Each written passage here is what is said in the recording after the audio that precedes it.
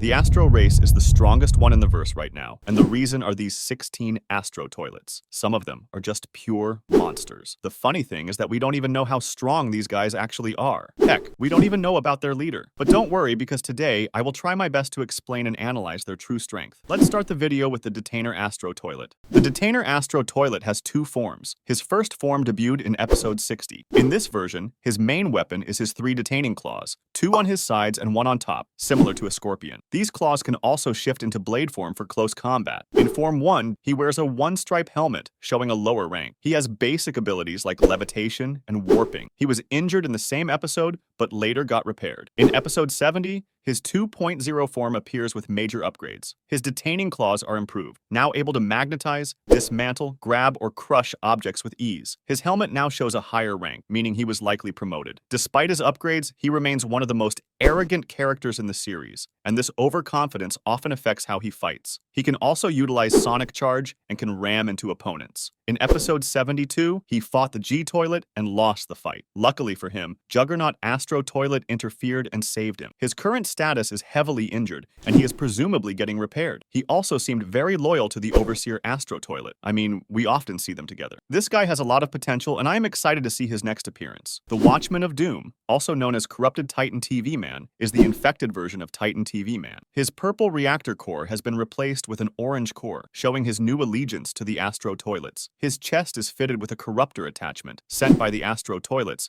and it appears damaged and unstable. Even though he's corrupted, he can still fire plasma shots, but they are now orange instead of purple, matching his new core. So far, there is no known way to cure him, which makes his condition a serious concern for the Alliance. We don't know if it's even curable or not. I think the Astro Toilets might give him some new upgrades. Let's wait and see. Carrier Astro Toilets are among the largest and most powerful Astro Toilets seen so far. They have the ability to deploy Interceptor Astro Toilets, and possibly even other Astro units during battle. Like all Astro Toilets, they can use warp travel, allowing them to move instantly across distances. However, they also come with 2 powerful rocket engines at the back, which they use to move at a normal speed when warping isn't needed. They are basically their transport units, but this doesn't mean they can't fight. Each Carrier Astro Toilet is armed with a reactor core, similar to the one used by G-Toilet. For offense, they have 3 ventral laser cannons that fire massive energy blasts. These are meant for wide-scale destruction, targeting entire city areas rather than specific enemies. There are 2 types of Carrier Astro Toilets: normal units, no stripes on their helmets; elite units, helmets with 3 stripes, indicating a higher rank. The difference in strength between the 2 types hasn't been shown yet, but it's likely the elite units have extra capabilities. The Obliterator Astro Toilets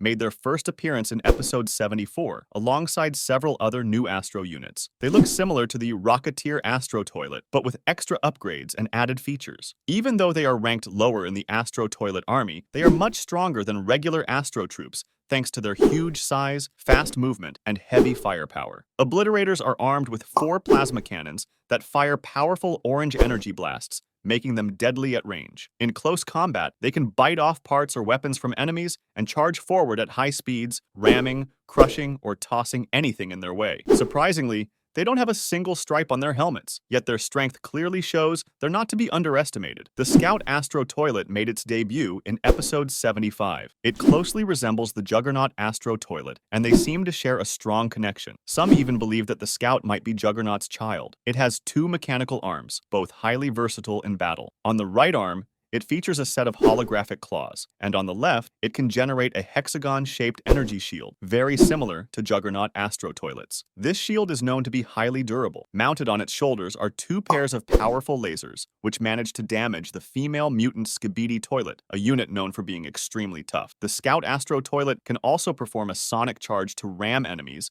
and uses warp travel just like other advanced Astro Toilets. Interestingly, it also wears a gas mask, possibly to hide its identity, just like the Juggernaut Astro Toilet. It is confirmed that this character is a dog. Despite all of its strength and features, the Scout has no stripes on its helmet, which is quite unsettling, showing that even lower-ranked Astros can be extremely dangerous. His current status is heavily injured, but I believe that he will make a comeback. The Mothership Astro Toilet is an absolutely colossal Astro unit that made its debut in Skibidi Toilet episode 74. It is currently believed to be the largest character in the entire series. One of its main weapons is an orbital strike laser emitter mounted below its toilet. This cannon takes time to charge, but once fired, it unleashes a devastating beam that creates massive shockwaves, destroying superstructures and even leveling mountain ranges. Despite its enormous size, the mothership Astro Toilet can utilize warp travel like other Astro Toilets. However, it's unique in that it generates a yellow aura before warping into a scene, adding to its intimidating presence. Interestingly, DAFUQBOOM confirmed that the mothership is not the leader of the Astro Toilets. Instead, it functions as a giant mobile base for them. Still, due to its sheer power and importance, it wears a 5-stripe helmet, marking it as one of the highest-ranking Astro Toilets. Bro might be one of the scariest characters in the series. The Destructor Astro Toilets made their debut in episode 74. These units are designed purely for warfare and destruction. Each Destructor is armed with 2 massive gravity gun lasers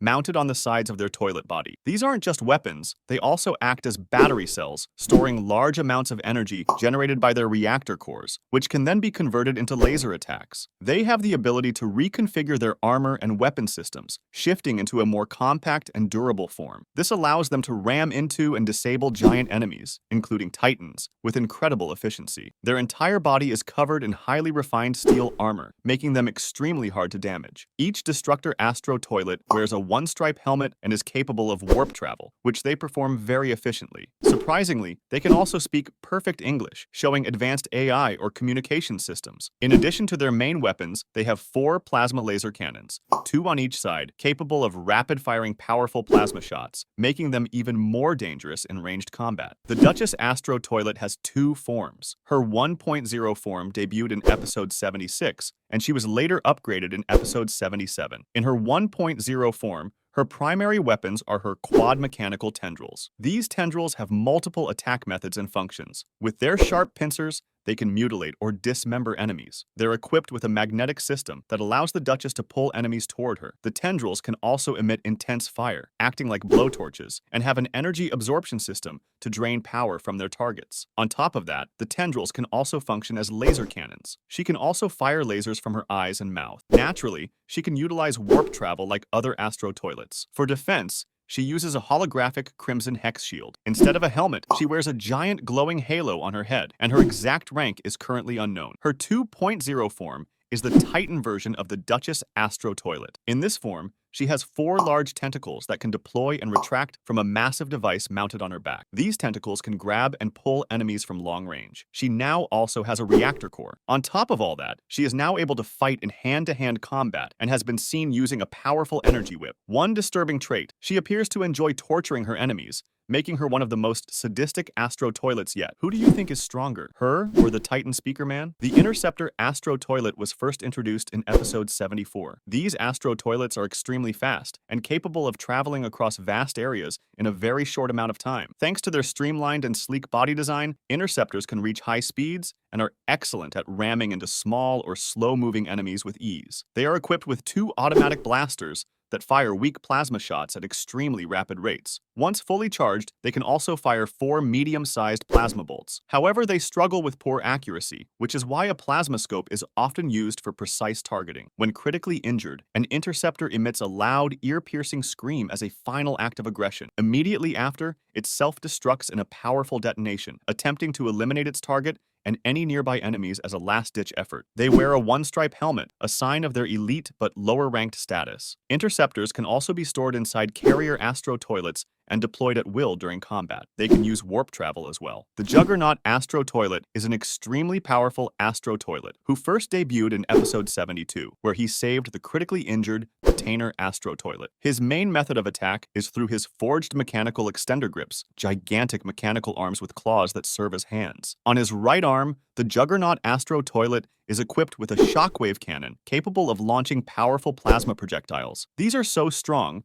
that upon explosion, they generate a large shockwave that can stun enemies, even if they manage to dodge the direct hit. On his left arm, he carries a plasma hex shield, a large energy shield that can cover a significant portion of his front side. Juggernaut Astro Toilet wears a 3-stripe helmet, and you know what that means. High rank and authority. Like the Scout Astro Toilet, he also wears a gas mask, possibly to hide his identity. Of course, he can utilize warp travel, and is also able to fly naturally without assistance. Another interesting feature is his X-ray vision. While we don't know exactly how it works, he once mentioned he can see through walls. He defeated the injured Titan TV Man and later even fought against G-Toilet, showing just how powerful he really is. I strongly believe that he will join us in the final war. The Impactor Astro Toilets first appeared in episode 76. They are presumably the stronger, bigger, and more useful variation of the Strider Astro Toilets, as both share a similar weapon design and concept. The main body of the Impactor features a spinning, drill-shaped hull that can charge up and fire a powerful energy projectile. The blast is so volatile that it can easily destroy large structures like bridges and buildings in a single shot. In episode 77, just one blast from an Impactor